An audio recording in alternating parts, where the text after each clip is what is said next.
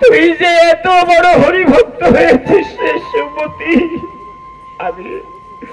আমি যে কোনোদিনও বুঝতে পারিনি সুমতি। ওরে সুমতি,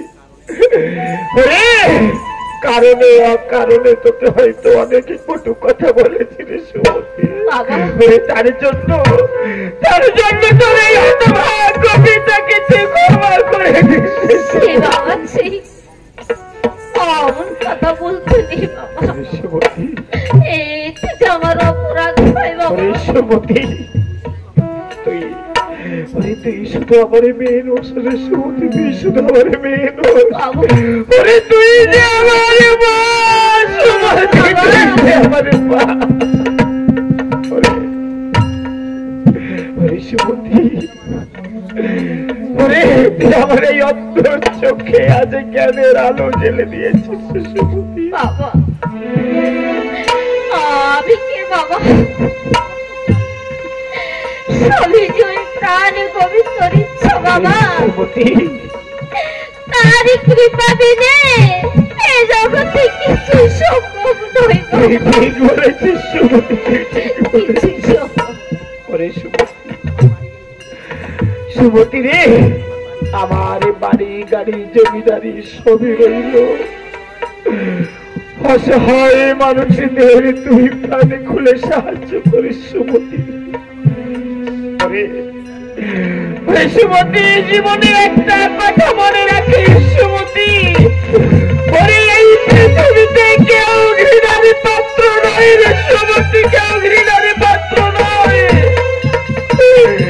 আমাদের পরিচয় আমরা সবই এক ঈশ্বরের সন্তান সুমতি। সুমতি, আমার এই বলিহারের খামারে যারা বাস করেছিল সুমতি, তাদের সবাইকে তুই দেখিস সুমতি।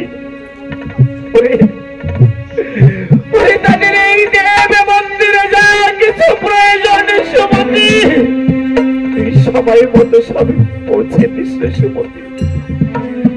হরে হরে সুমতি, এদের যেন কোনো কষ্ট না হয় সুমতি।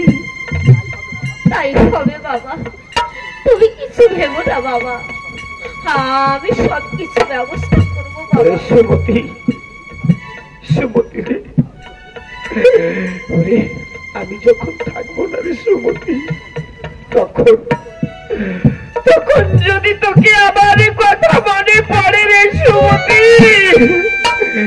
তাহলে একেবারে প্রাণ খুলে ওই শ্রী গোবিন্দের ভজনা করিস রে সুমতি। তাহলে দেখবি দেখবি সব দুঃখ ভুলে গিয়ে পার্থিব জীবনে সুখ পাবি, শান্তি পাবি রে সুমতি। আমি তাই করবো বাবা। তুমি একটা কথা বলবো বাবা। বল মা, বল কি কথা? তোমার সঙ্গে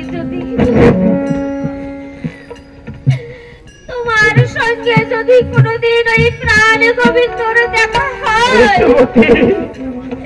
সেদিন আমার কথা বলো সুমতি।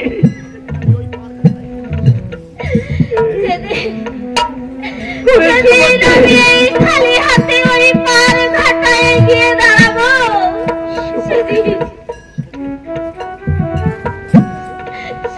যেন তোমার গোবিন্দ নিজ হাতে বইটা ধরে সিন্ধু পার করে যায়।